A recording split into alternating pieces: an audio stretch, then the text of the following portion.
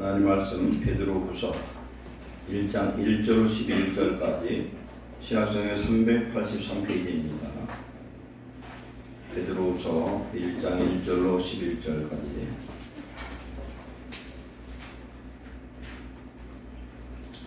찾으시면 교도갑니다. 제가 선독합니다. 예수 그리스도의 종이며 사도인 시몬 베드로는 우리 하나님과 구주 예수 그리스도의 의를 힘입어 동일하게 보배로운 믿음을 우리와 함께 받은 자들에게 편지하노니 하나님과 우리 주 예수를 알므로 은혜와 평강이 너희에게 더욱 많을지어다. 그의 신기한 능력으로 생명과 경건에 속한 모든 것을 우리에게 주셨으니 이는 자기의 영광과 덕으로서 우리를 부르신 이를 알므로 말미암음이라. 이로써 그 보렸고 지극히 큰 약속을 우리에게 주사 이 약속으로 말미암아 너희가 정욕 때문에 세상에서 썩어질 것을 피하여 신성한 성품에 참여한 자가 되게 하려 하십니다. 그러므로 너희가 더욱 힘써 너희 믿음의 덕을 덕의 지식을 지식의 절제를 절제의 인내를 인내의 경건을 경건의 형제 우애를 형제 우애의 사랑을 더하라. 이런 것이 너희에게 있어 부족한즉 너희로 우리 주 예수 그리스도를 알리에 그르게 하고 열매는 의자가 되지 않게 하리라. 이런 것이 없는 자는 맹인이라 멀리 보지 못하고 그의 일조가 깨끗하게 된 것을 잊었느니라. 그러므로 형제들아 더욱 힘써 너희 부르심과 다짐을 굳게 하라. 너희가 이것을 행한즉 언제든지 실족하지 아니하리라. 다 같이 이같이 하면 우리 주 곧 구주 예수 그리스도의 영원한 나라에 들어감을 넉넉히 너희에게 주시리라. 사랑하는 하나님, 오늘 주시는 귀한 말씀을 성령의 음성으로 듣고 깨닫고 오늘 말씀처럼 신성한 성품으로 변화되는 우리 모두 되도록 은혜 내리 주옵소서. 종의 입술에 성령의 은혜와 능력을 더하시고 사랑하는 성도들의 마음을 부드럽고 옥토 같은 마음밭을 주셔서 말씀이 떨어져서 열매를 맺고 삶의 축복이 많은 귀한 자녀들 되게 하옵소서. 예수님의 이름으로 감사하며 기도하옵나이다. 아멘. 오늘 말씀은 지난번 안 해도 됩니다. 신성한 성품에 참여하는 자, 부제를 붙이면 예수님을 닮아가는 자라는 제목으로 은혜를 받겠습니다. 신년 첫 예배의 말씀이 에베소서 5장 9절 10절 말씀이었습니다. 그 말씀은 하나님을 기쁘시게 하는데 어떻게 하면 기쁘시게 할 수 있느냐? 빛의 열매를 맺어라. 빛의 열매는 모든 착함과 의로움과 진실함에 있다. 그렇게 말씀합니다. 착함이라는 것은 악이 전혀 없는 것입니다. 그 다음에 의로움이라는 것은 모든 것이 공정한 것, 즉 하나님의 말씀이 공이고 정의입니다. 그리고 겉과 속이 똑같은 진실이 된다. 우리가 예수님을 오래 믿었고 또 앞으로도 죽을 때까지 믿어야 되는데 예수님이 꼭 뭔가 바뀌어야 되는데 오늘 우리의 삶과 우리의 인격과 우리의 성품에 변화가 없는 것은 분명히 잘못된 겁니다. 교회 오면은 교인인데 세상 사람이 볼 땐 그렇지 못한 것. 서영아, 여기 삐뚤어져 있어. 똑바로 치고. 잘못 넘어지기 힘이 없고 앞에 가서 됐어요. 그래서 신년 첫 예배 말씀과 연계해서 신성한 성품, 즉 거룩한 성품이요 예수님의 성품을 본받는 자 되기 위해서 오늘 성경 말씀은 뭐라고 말씀하시는가, 그리고 우리 자신을 좀 돌아보고 조명해 보면서 은혜 받는 시간 되시기 바랍니다. 말씀을 좀 해석합니다. 베드로는 12제자 중에 수제자입니다. 수라는 건 머리 때는 가장 우두머리 때는 제자죠. 베드로는 세상적으로 무식한 사람입니다. 배움이 없는 사람인데 베드로 전서 후서 내용을 보면은 절대로 이건 무식한 자가 쓸 수 없는 말씀이에요. 모든 성경은 성령의 감동으로 기록된 것이기 때문에 쓴 사람은 대필자에 불과한 겁니다. 불러주면 그대로 쓰는 것을 대표이라고 하는데 성령이 주시는 대로 적은 것이지 베드로의 이야기가 아니라는 거죠. 오늘 말씀도 어떻게 보면 굉장히 난해하고 어려운 구절이에요. 쉽게 하나님의 성령으로 말미암아 이해하고 은혜 받는 시간 되시기 바랍니다. 베드로는 우리가 알다시피 예수님을 뜨겁게 믿었던 사람입니다. 성격은 다혈질이고 급한 사람이었어요. 무슨 일이 있어도 저는 세상 사람 다 버려도 저는 예수님 안 버리겠습니다. 그렇게 얘기해놓고 예수님이 잡혀가니까 도망갔고, 예수님이 매맞는 가야바의 뜰에서 고통당할 때 누군가 기집종이 물어봤어요. 당신이 예수님 제자라 했더니 아니라는 겁니다.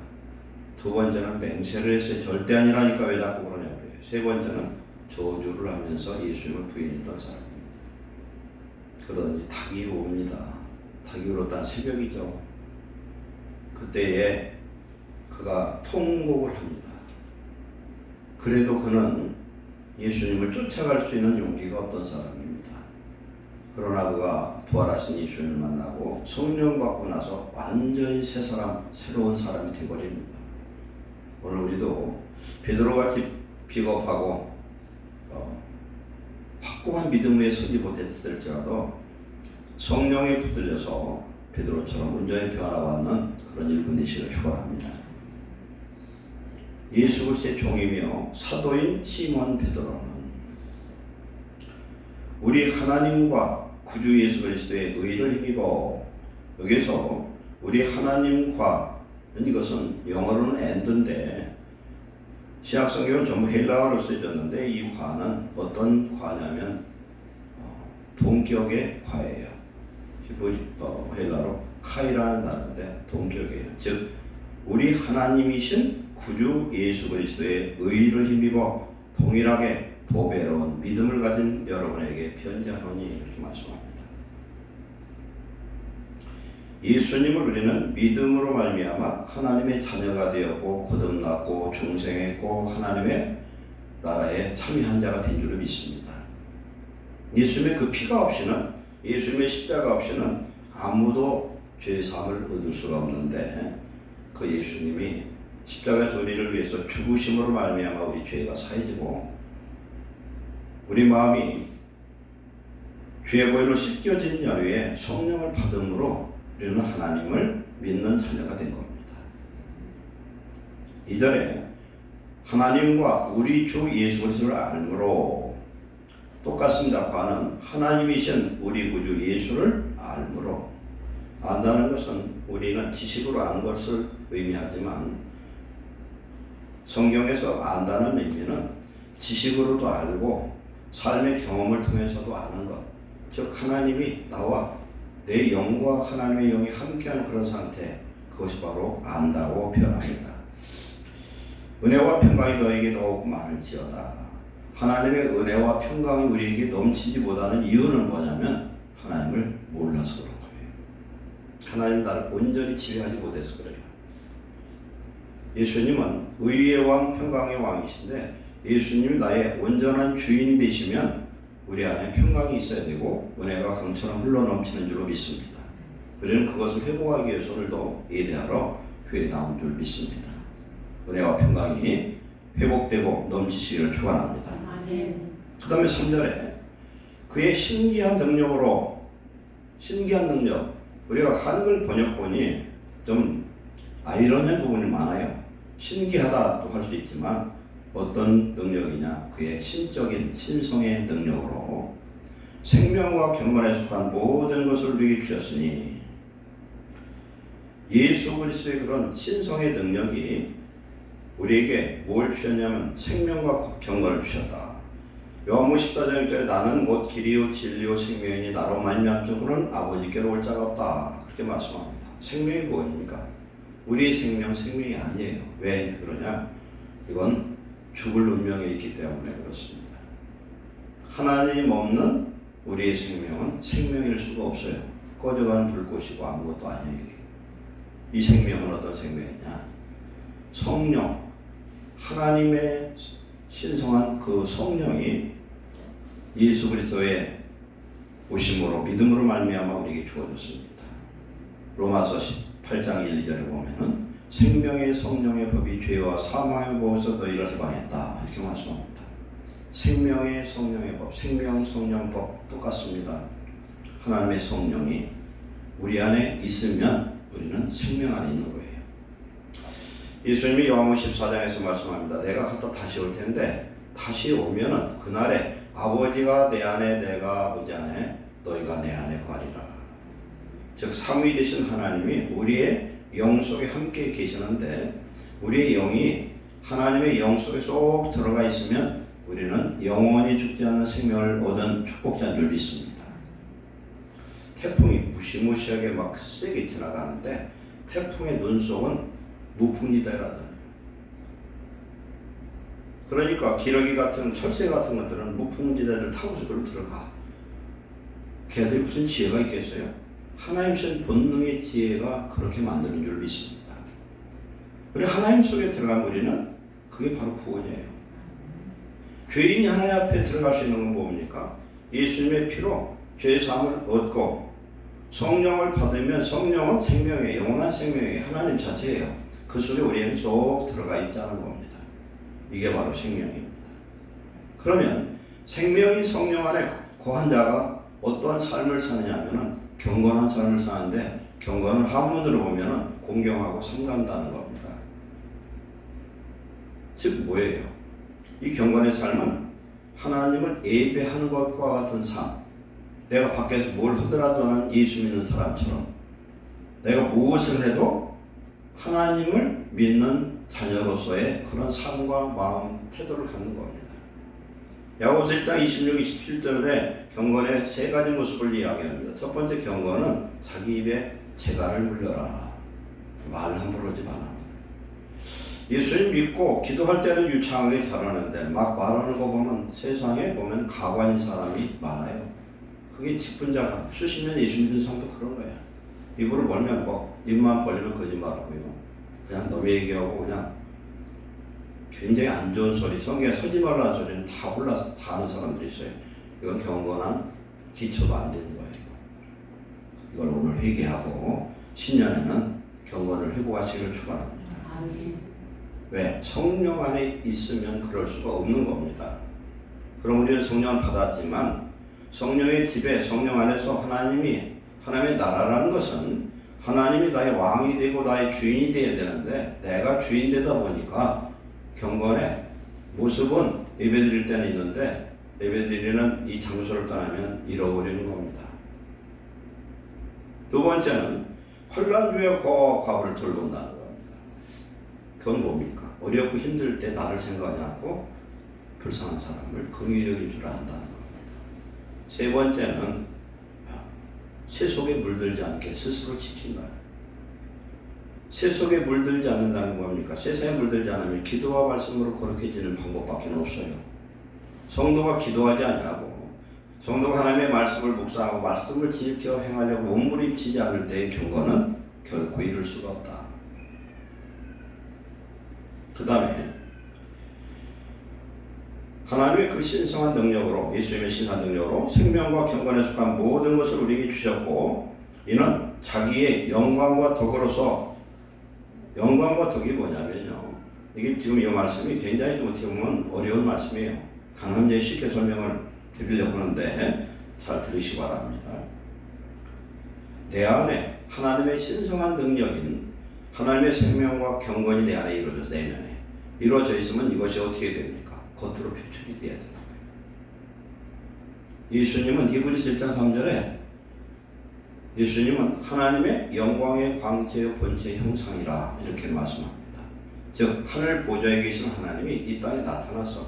그러면은 이 예수님은 누구냐면은 하나님의 영광에 사람이 볼 수 있는 모습으로 이 땅에 오신 하나님의 영광 자체고 두 번째 덕으로서 덕이라는 건 뭐가 덕이냐 뒤에 이제 해석이 더 나오겠지만은 내면에 있는 그런 그 모습이 겉으로 드러나는 하나님의 그 존재 자체가 세상에 덕으로 나타나는 건 뭐겠어요? 은혜와 구원과 사랑과 자비인 줄 믿습니다. 이 덕을 우리에게 주셔서 우리가 하나님을 알게 되는 거예요. 안다는 건 오늘 본받는 것과 똑같습니다. 하나님과 함께하고 하나님을 본받는 자가 됨으로써 그 보배롭고 지극히 큰 약속을 우리에게 주사. 우리에게 보배롭고 지극히 큰 약속은 어떤 약속이냐면 하나님 나라입니다. 우리에게 주어진 성경에서 이루어지지 않은 것이 있는데 세 가지거든요. 첫째는 예수님 재림. 예수님 언제 오실지 몰라요. 오시면 그때는 예수님은 심판의 주로 오십니다. 두 번째, 계시록에 나타나는 새하늘 새땅 천년왕국이 이루어집니다. 앞으로. 세 번째, 영원한 하나님의 나라가 이루어진 줄 믿습니다. 그러면 이 하나님의 나라, 예수님의 재림의 심판과 하나님의 나라가 임할 때에 들어갈 수 있는 사람이 되려면 오늘 우리가 거룩한 신성한 성품을 가져야 된다고 성경은 말씀합니다. 이 은혜를 받으시고 또한 우리의 삶 속에 오늘 예수님이 명령하시는 이 뜻이 이루어지기를 축원합니다. 왜 그러면 신성한 성품이 이루어지지 않느냐? 여기 보면은 너희가 정욕 때문에 세상에서 썩어질 것을 피하여. 정욕은 뭐냐? 욕심이에요. 욕심. 사람이 욕심을 버리면 싸울 일이 없어요. 그렇죠? 부부싸움도 왜 싸우냐면은 이럴 남편이 나를 무시하는 거예요. 나를 인정해 주지 않아. 나는 평생 같이 살았는데 내 속은 하나도 인정해주고 나를 종부려 먹더라고 비인격적으로 대하면 성질이 나고 기분이 상하고 자존심 상하는 것이에요. 그런데 그 남편이 예수님이라고 생각을 하면 우리는 참을 수 있을 거예요. 내가 종이라고 생각하면 그럴 수 있어요. 자기 폄하가 아닙니다. 성경은 말씀합니다. 누구와의 관계에서도 피차 복종하라. 서로 종로로다라는 거예요. 그런데 예수님의 이름으로 내가 하나님의 말씀을 지켜서 그렇게 할 때는 그것은 순종이고 축복이고 하나님이 모든 말씀에 대한 보장과 축복을 약속한 줄 믿습니다. 이게 달라요. 내가 그냥 참으면 나는 바보고 나는 내 안에 화만 가득 차서 화병이 걸려버리는데 예수님의 이름으로 한 건 하나님 갚으시고 책임지는 줄로 믿습니다. 욕심을 부릴 수 있어요. 성도와 싸우는 것도 마찬가지예요. 교회에서 보면은 참 없는 교회가 없어요. 다투어 그냥 사람과 갈등이 너무 심해. 왜 그렇습니까? 내 자아가 아직도 내가 주인이고 손해보지 않으려고 하고 나를 드러내려고 하니까 그렇지 다툴 일도 없어요. 세상에. 뭘 다퉈. 우리가 그리스도의 성품에 참여한 자 되면 이런 모든 것을 자유하고 예수님이 주시는 평안과 기쁨이 넘치는 축복을 누리게 될 줄로 믿습니다. 오늘 신성한 성품은 내 안에 오신 성령, 생명의 능력이 나로 하여금 내 삶을 경건하게 만들고 이 경건한 삶을 통해서 하나님의 영광이 드러나고 내 삶 속에서 내 안에 있는 거룩한 예수 그리스도의 그 은혜와 덕이 밖으로 표출돼서 사람들에게 보여서 많은 사람들을 주께로 인도할 수 있는, 증거할 수 있는 그런 성도가 되는 것인 줄로 믿습니다. 그러면 이게 외식적이냐? 아닙니다. 그리할 때 자기부터 행복해져요. 자기부터 행복해진다. 보겠습니다. 8단계가 있습니다.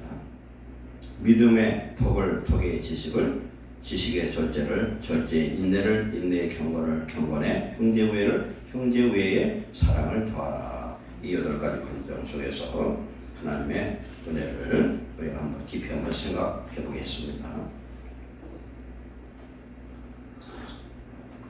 하나님의 성품에 참여하는 첫 번째 단계는 믿음입니다. 그 믿음은 우리가 잘 아는 것처럼 예수 그리스도를 나의 구주로 믿는 겁니다. 예수님이 나의 구주다, 메시아다, 그리스도다, 내 죄를 위해서 십자가에 죽으셨다. 그리고 그분이 내게 오셔서 나의 영원한 주인 되시는 삶, 이게 믿음입니다. 믿음이라는 것은요, 영어로는 트러스트예요. 신뢰한다는 겁니다. 우리가 누구를 믿으면요, 자기 생명까지 맡길 수가 있습니다. 예수님이 내 구주고 나를 위해서 죽으신 분이고 그분이 오셔서 나의 주인 되셨으면 오늘 우리의 삶은 내가 주인 되지 않은 삶, 예수님이 주인 된 삶, 그러면 오늘 내가 걱정하고 염려하는 모든 것들조차도 뭡니까? 하나님의 일일 수 있어요. 그런 걱정할 필요 없어요.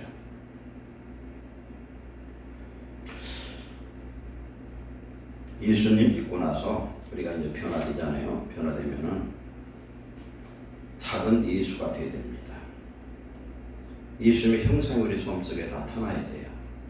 오늘 예배를 드리고 나서 여러분 집에 가서 오늘 꼭 하나 정도는 잊어버리지 말고 꼭 그것을 묵상하면서 지켜서 우리 삶을 변화시키는 그런 축복을 받으시기 바랍니다. 붕어빵 장사 있잖아요. 요새는 잉어빵이 나올 때 붕어하고 잉어하고 빵 어떻게 차이 나는 모르는데 붕어빵은 뭐예요? 거기다 넣으면 똑같이 나오는 거야. 그럼 부모가 낳은 자식을 보면은 같은 배에 나와서도 다 달라요. 그렇게 했는데 어떻게 같은 부분이 꼭 있어요. 그렇잖아요. 유전인자가 있어서 그런 것 같아요. 그럼 우리는 하나님으로부터 났으면 하나님의 모양과 형상을 따라 창세기 1장 27절에 말씀합니다. 내 모양과 우리의 모양과 형상을 따라 사람을 만들자. 그리고 하나님 하신 것은 땅의 모든 것을 다스리고 정복하고 충만하는 겁니다. 그러면 하나님의 모양과 형상을 따라 만든 그 모습은 하나님 보시기에 아름다웠어요. 그렇죠? 근데 범죄하고 나서부터 아름다움이 없어지고 다툼과 쪼개지고 가지가지 그런 것들이 생겨요. 왜 그렇습니까? 하나님과 사람 사이 마귀가 들어와서 그런 거예요. 그럼 이 마귀를 영원히 내쫓는 방법은 뭐냐면 하나님의 품성을 회복하는 것인 줄 믿습니다. 품성을 회복하면 돼요. 그러면 성경에서 신약에서 하나님이 무엇이다 정의한 두 가지가 있는데 첫 번째 하나님은 빛이시라. 어둠이 하나도 없으시대요. 두 번째는 하나님은 사랑이시라. 근데 똑같은 말씀이에요. 하나님은 빛이시라는 것은 빛의 최고가 뭐냐면 영광인 거예요. 영광. 한문의 영, 그 영자는 꽃뿌리 영자인데 막 꽃이 바짝 핀 모습이거든요. 하나님 보좌에 앉아 계신 성부 하나님은 사람으로는 본 적이 없고 볼 수도 없는 분이라는 거예요. 그 거룩한 하나님이 볼 수 있는 하나님으로 임하신 분이 바로 예수님이셔요. 그럼 우리 인생이 본받아야 될 유일한 모토가 누구냐면 예수님이에요. 그 예수님 죽으시고 부활해서 성령으로 오늘 우리 속에 와 계시기 때문에 성령 안에서 성령의 지배를 받는 그것이 바로 믿음인 줄 믿습니다. 이게 믿음이에요. 믿음 안에 있으면, 성령 안에 있으면 바로 예수님의 성품, 신성한 성품으로 시작하는 첫걸음이 바로 믿음인 줄로 믿습니다. 고린도서 5장 17절에 누구든지 그리스도 안에 있으면 새로운 피조물이라. 이전 것은 지나갔으니 보라 새 것이 되었도다. 아멘. 근데 우리는 이전 것, 지나간 것은 하나도 없고 이전 것 그대로 우리는 살고 있잖아요. 지금. 왜 그렇습니까? 온전한 믿음 안에 살지 못하기 때문에 그렇습니다. 우리가 주일마다 하는 말씀이지만 믿음을 우리는 회복해야 되고 하나님의 나라와 의를 회복하시기를 축원합니다. 내가 하나님의 믿음의 자녀가 됐으면 하나님 나라가 돼야 돼. 즉 하나님이 나를 통치하는 평강의 왕, 의의 왕이 되시면 나는 불의가 싫고 내 안에 평강이 넘치고 기쁨이 있고 희락이 있고 성령의 9가지 열매 때문에 내 스스로 행복하고 아무것도 없어도 부유하고 하나님의 은혜 속에서 모든 것을 가진 축복을 누리게 될 줄 믿습니다. 히브리서 11장 6절에는 말씀합니다. 믿음이 없이는 하나님을 기쁘시게 하지 못하나니 하나님께 나가는 자는 반드시 그가 계신 것과 또한 그가 자기를 찾는 자들에게 상 주시니심을 믿어야 할지니라. 아멘. 믿음이 없으면 하나님을 기쁘시게 못한다. 그러면은 구약에 나타난 노아, 아브라함, 이삭, 야곱, 모세 여러 가지 많은 믿음의 선진들은 하나님을 기쁘시게 했어요. 뭐 때문에?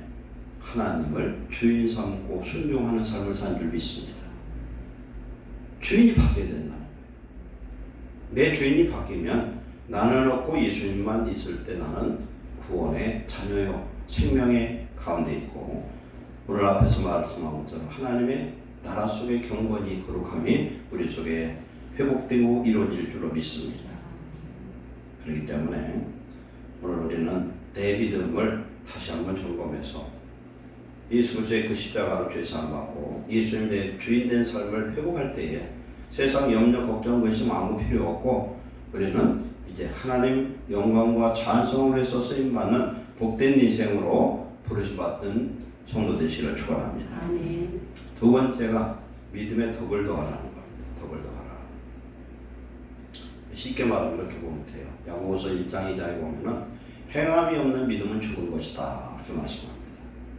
내 안에 예수님이 계시고 예수님의 의가 있어요. 그러면 이 의가 밖으로 표출되어서 나타나야 된다. 갈라디아서 5장 5절 6절 말씀은 성령으로 믿음을 따라 의의 소망을 기다리노니 할례나 부할례나 아무 소용이 없으되 오직 사랑으로 역사하는 믿음뿐이라. 그건 무슨 말씀이냐면요, 우리의 믿음은 성령이 대속에 오셔야 예수님이 구주로 믿어지는 겁니다. 그렇죠? 이런 사람은 세상의 소망, 돈 버는 소망이 아니라 의의 소망, 천국을 소망한다는 겁니다. 그 다음에 세 번째 단계는 믿음이 뭘로 나타나야 되냐? 행함으로 나타나야 된다. 오직 사랑으로 역사하는 믿음. 그건 뭡니까? 내가 믿으면 말씀을 지켜 행하는 겁니다. 내가 분명 지금 누구와 다퉜어요. 다퉈가지고 그 사람을 어떻게 하고 싶은 거야. 근데 성경에서는 그걸 못하게 하세요. 그러면 내가 하고 싶은 생각을 버리고 하나님의 말씀을 지켜 행할 때 그때 우리는 어떻게 됩니까? 한 번 죽습니다. 내가 죽는 거예요. 예수를 믿는다는 건 내 자아는 죽고 내 안에 예수님만 사는 삶이 돼요. 갈라디아서 2장 20절에 바울이 고백을 합니다. 내가 그리스도와 함께 십자가에 못 박혔나니 못 박혀 죽었나니 이제 내 안에 사는 것은 오직 그리스도께서 사시는 것이라. 내가 육체 가운데 사는 것은 나를 사랑하사 자기 자신을 버리신 하나님의 아들을 믿는 믿음 안에서 사는 것이라. 아멘. 즉 예수님을 믿는 내 안에 예수님만 사는 겁니다. 예수님만 살면 하나님의 심판은 이미 물 건너갔어요. 끝났어요. 그 사람에게는. 예수님 십자가 심판을 받으셨으니까. 그 생명 안에 우리가 거하는 사람은 어떤 상황도 위험이 될 수가 없습니다. 하나님 생명 안에 있기 때문에. 내 안에 있는 예수님이 행함으로 나타나는 그런 상태를 덕이라고 해요. 어떤 사람을 보고 저 사람 참 덕스럽게 생겼네 할 때 뭐라고 합니까? 외모만 갖고 따지는 게 아닙니다. 외모도 돼요. 얼굴도 이 덕 있는 사람이 있어요. 죄종은 뭘 보느냐면요, 사람의 눈과 얼굴을 봐요. 얼굴이 잘생겼나 못생겼나 그걸 보는 게 아니라 목사가 되니까 그게 바뀌더라고요. 눈을 보면 그 사람이 다 보여요. 이렇게. 여러분 거기 앉아 있어도 강단에서 보면 눈이 보인다니까요. 이 눈을 속일 수가 없어요. 이게. 얼굴을 속일 수가 없어. 얼굴이 뭐예요? 원래 얼굴 그 원어가 뭐냐면 얼꼴이에요. 얼꼴. 즉 정신의 상태가 얼굴에 나타나고 어디에 나타나냐? 눈에 나타나는 거예요. 화난 사람 얼굴 보면 뭐 어린애들 다 알아. 지 엄마 화난 거. 그렇잖아요. 은혜 받아서 성령 충만하죠.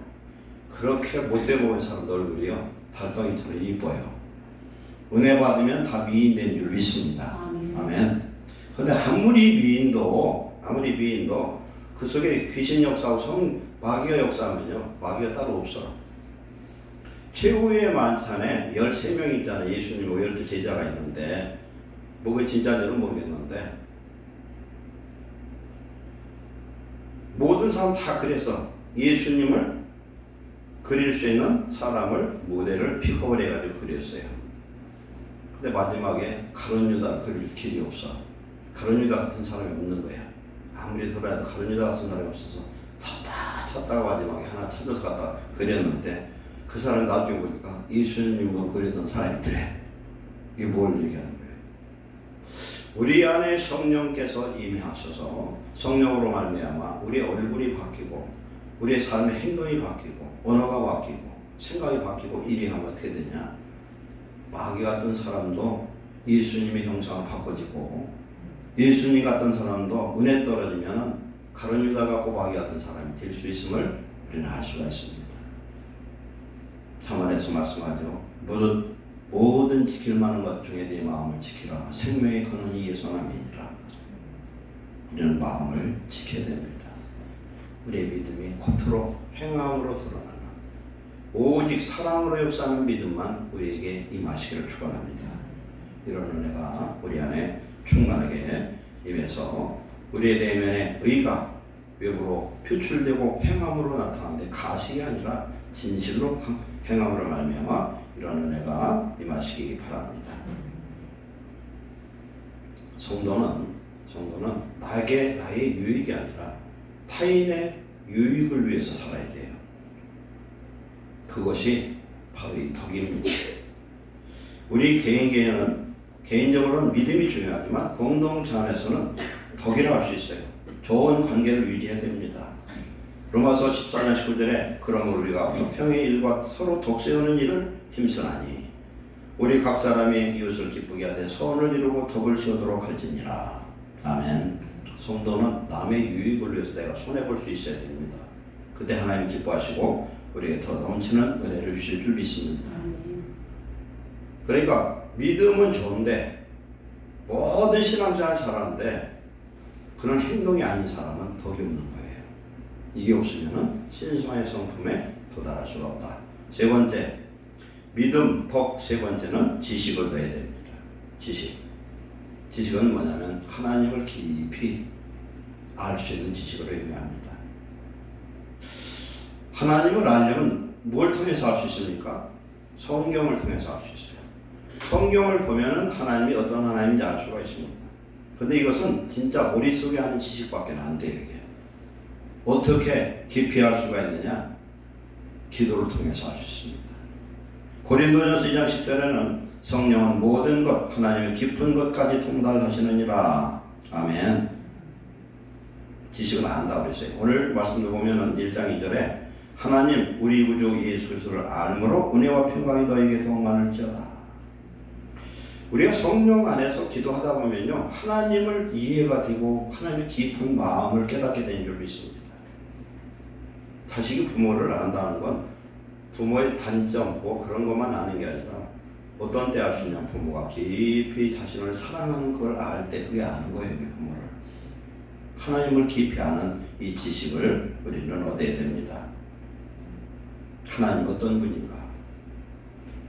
창세기부터 계시록까지 성경을 쭉 성령 안에서 읽어보면 하나님이 어떤 분인지 알 수 있는데 하나님은요 참 사랑의 하나님이셔요. 하여튼 영원토록 인내하시는 하나님이셔요. 우리에게 복을 주되 천국을 준비를 다 해놨어요. 천국 준비해놓고 이 땅에서 너희들이 구원받은 하나님의 자녀로서 복되게 하나님의 영광과 찬송으로 살다가 이곳에 오라고 오늘도 우리를 위해서 집을 짓고 계시는 건축자 되신 하나님이신 줄 믿습니다. 이 하나님을 우리가 깊이 알면 알수록 어떻게 됩니까? 은혜가 깊어지는 거예요. 깊어져요. 영적으로 깊이 기도하다 보면 통곡이 나오고 회개가 나오고 하나님 은혜에 감사하게 된 줄 믿습니다. 디모데후서 3장 15절에 보면 성령은 능히 너로 하여금 그리스도 예수 안에 있는 믿음으로 말미암아 구원에 이르는 지혜가 있게 하느니라. 모든 성경은 하나님의 감동으로 된 것으로 교훈과 책망과 바르게 함과 의로 교육하기에 유익하니 이 성경은 하나님의 사람을 온전케 하며 모든 선한 일을 행할 능력을 갖추게 함이라. 하나님의 말씀을 깊이 알고 그 말씀에 붙들려서 하나님을 알게 되면 어떻게 되느냐? 온전하게 하고 선한 일을 할 수 있도록 하나님이 준비시켜준다는 겁니다. 이것이 바로 하나님을 아는 거예요. 하나님을 알면 어떤 역사가 나타나냐면 하나님의 능력이 내 능력이 되고 하나님의 것이 내 것이 되고 그래서 예수님의 이름으로 축복한 그 축복이 그대로 임하는 역사가 임할 줄로 믿습니다. 예수님의 이름을 믿음으로 사용하는 자는 하나님과 동격의 역사가 나타나고 너희가 내 안에 내가 너희 안에서 무엇이든 대로 원하는 대로 구하라 그리하면 이루리라. 하나님과 내가 하나 됐어요. 그건 하나님을 알아야 돼요. 하나님의 마음, 하나님의 그 은혜와 사랑 안에 우리가 붙들려서 일할 때 위대한 역사 임할 줄 믿습니다. 네 번째, 이 지식에 뭐가 필요하냐면 절제가 필요해요. 아무리 좋아도 절제치 않으면 안 됩니다. 과유불급이라는 말이 있어요. 넘치는 것이 부족한 만보다다. 우리 신앙생활에서 다 좋은 거라도 너무 지나치면 안 되는 이것이 바로 절제예요. 영어로 셀프 컨트롤입니다. 근데 내 자아는 스스로 컨트롤이 안 돼요. 사람은 안 되는 겁니다. 그래서 잘 되다 보면 꼭 망할 일로 가요, 사람이. 복 받고 나면 꼭 심판받을 일을 하는 것이 사람이에요. 많은 지식이 있으면 교만해집니다. 독선에 빠지고 제가 잘났다고 해요. 이런 훌륭한 종들도 보면은 아주 그냥 굉장한 역사가 일어나면 꼭 나중에는 결론이 안 좋아요. 왜 그렇습니까? 절제치 못해서 그럽니다. 내 안에 오신 성령님이 우리와 함께 하시고 성령이 우리를 절제케 하실 때 우리는 절제가 가능한 줄 믿습니다. 성령의 9가지 열매 중에 제일 끝머리가 뭐냐면요. 절제예요, 절제. 하나님에게 주시는 은혜로 스스로 절제할 수 있는 그런 은혜가 임하시기를 축원합니다. 그 다음에 5번째가 인내를 더해야 된대요. 우리가 영적 성장하기 위해서는 연단의 과정이 꼭 필요합니다. 명검을 만들려면요. 수없이 불에 들어가고 두드려 맞고 또 이것을 찬물에다 넣다가 이것을 수백 수천 번 넣대요. 유럽에 있는 그 명검들 있죠. 집안마다 명검이 있는데 그 명검을 수십 년 동안 만든 것도 있대요. 그런데 마지막에는 만든 사람의 그걸 칼로 찔러서 그 노예의 피로 그걸 시킨대. 그러면 그 검에 영혼이 있다는 거예요. 부러지질 않아요. 부러지질 않아요. 쉽게 말해서 병든 병을 하여튼 자주 앓는 사람들이 있어요. 잔병 치료를 많이 한 사람은 절대 암병에 안 걸려. 안 죽어. 걸려도 안 죽어요. 그런데 병원에 한 번도 안 가보고 감기도 안 앓던 그런 건강한 사람이 암병 걸리면 1년을 못 견디고 죽더라고요. 왜 그러냐? 병과 싸우는 면역력의 인내가 그 속에서 쌓여있기 때문에 그런 거예요. 우리는 순간순간 셀프 컨트롤과 성령이 주시는 은혜로 말미암아 인내의 그런 열매를 맺어야 될 줄 믿습니다. 마태복음 24장 13절에도 말씀합니다. 끝까지 인내하는 자가 구원을 받으리라. 예수님 오실 때 끝까지 인내할 수 있어야 돼요. 우리 신앙생활도 끝까지 인내해야만 열매를 맺게 될 줄 믿습니다. 막 교회를 몇 개 짓고 충성 그렇게 했어도 마지막에 예수님 버리고 세상길 간 사람 구원하고 상관없어요. 그것이 중요해요. 우리는 어떤 일이 있어도 주님 안에서 끝까지 인내할 수 있는 은혜를 가지시기를 축원합니다. 성령의 9가지 열매 보면요. 갈라디아서 5장 22절에 사랑의 열매는 성령의 열매는 사랑, 희락, 화평, 그 다음 4번째가 오래 참음이에요. 오래 참음 없이는 성령의 역사, 우리 예수 믿는 사람의 놀라운 구원의 역사를 결코 이룰 수가 없습니다.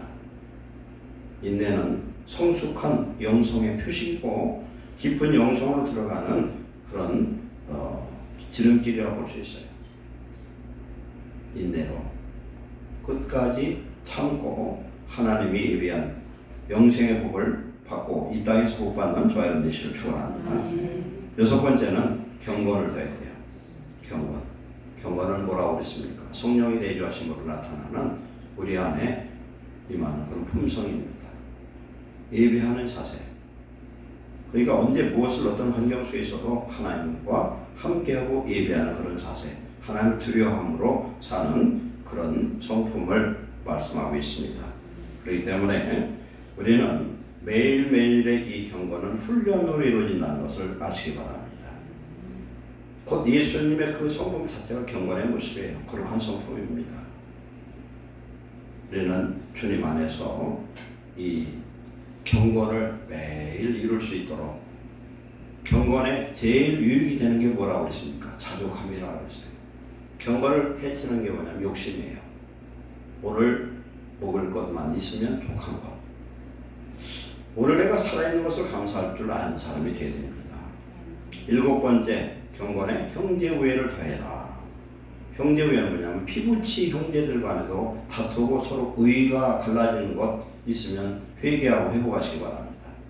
형제들 간에도 그것을 회복하고, 우정이라는 것은요, 우애라는 것은 친구의 관계, 친구의 사랑을 의미합니다. 친구의 사랑은 뭡니까? 세상 사람 우리 이웃과의 그런 사랑도 실천할 수 있어야 된다는 겁니다.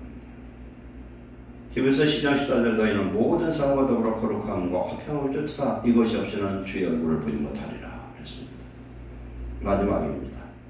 형제 외에 사랑을 더하라. 이 사랑은 어떤 사랑이냐? 하나님의 사랑, 아가페 사랑이에요.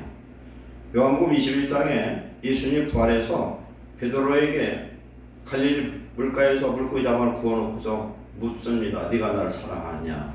묻습니다. 네가 나를 아가페로 사랑하냐 물어봤더니 베드로는 필레오로 사랑합니다. 그냥 일반적 사랑, 우정이에요. 또 묻습니다. 똑같이 얘기합니다. 베드로가 얘기합니다. 저는 그런 사람이 아닌 걸 주께서 아시는데 왜 자꾸 그렇게 묻습니까? 얘기해요. 그러면서 마지막에 네가 나를 필레오로 사랑하느냐 했더니 그렇습니다. 우리의 사랑은 하나님이 우리를 아가페적 사랑으로 주셔서 우리는 아가페적 사랑, 성령으로 하는 사랑을 우리도 실천할 수 있도록 성령 안에 사는 저와 여러분 되시기를 축원합니다. 우리는 신이 될 수 없지만 예수님을 닮은 자가 될 수 있습니다. 참된 사랑은 최고의 법이고 율법의 완성인 줄로 믿습니다. 그래서 우리 안에 사랑이 이루어진 사람은 구원을 이룬 자와 다를 바 없어요. 요한일서 4장 17절 18절에는 온전한 사랑이 두려움을 내쫓나니 그랬습니다. 우리가 온전히 사랑하면 세상에 죽음도 두렵지 않다는 겁니다. 부모가 자식이 좀 죽게 생겼으면요, 내 목숨이 죽을지 말지도 상관없어요. 무조건 뛰어드는 게 부모예요. 그것이 하나님의 사랑이었고 그 사랑을 우리가 받았습니다. 그래서 너희들도 그걸 실천하라는 겁니다. 그럼 실천할 때 네가 손해보는 게 아니라 하나님이 함께 하심으로 거룩한 하나님의 축복, 구원의 축복을 이루게 하실 줄로 믿습니다.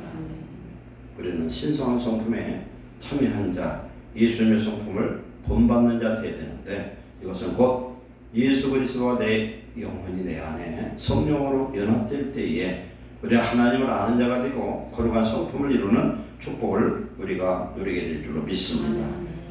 오늘 말씀 속에서 이제 8절 이하 간단하게 말씀합니다. 우리는 예수님을 날마다 더 깊이 아시기 바랍니다. 그래야 이런 8가지 열매가 주렁주렁 있어야 되겠고, 이런 8가지 신성한 성품이 없으면 맹인이라는 거예요. 그런데 맹인의 조건이 2가지가 있어요. 우리 눈이 뭘 볼 수 없는 사람 보고 맹인이라고 그러는데, 또 성경에서는 뭘 보고 맹인이라 하면은 깜깜한 죄 가운데 있는 사람은 눈을 떴어도 볼 수가 없어요. 우리의 환경이 죄악 가운데 있으면 그 사람은 구원 받았어도 자기의 구원받은 죄 사함 받은 걸 잊어버린 사람이에요. 그걸 회복해야 되겠고, 우리의 환경이 되는 빛의 자녀로 빛 가운데 속하는 귀한 축복자 되어서 우리는 구원받은 하나님의 자녀, 부르심과 택하심을 오늘도 굳건해야 하고, 언제든지 주님이 부르시더라도 당당하게 준비되어서 영원한 천국을 갈 수 있는 그런 성도 되시기를 축원합니다. 기도하겠습니다. 사랑하는 하나님 감사합니다. 2024년은 예수님의 성품으로 우리가 변화되는 한 해 되게 하옵소서. 우리의 영혼이 살림같이 구하지 않아도 하나님 주시고 형통한 축복을 주시옵소서. 하나님의 은혜와 사랑이 우리의 삶에 드러나게 하시고, 우리의 인생이 예수님 때문에 행복하게 하시고, 우리 때문에 우리의 이웃과 형제들이 구원받는 한 해가 되게 하시고, 우리의 가정이 바꿔지게 하시고, 교회가 바꿔지게 하시고, 우리가 가는 곳마다 빛의 자녀로서 신성한 성품, 그리스도의 성품을 하나님 드러내도록 주님 축복해 주옵소서.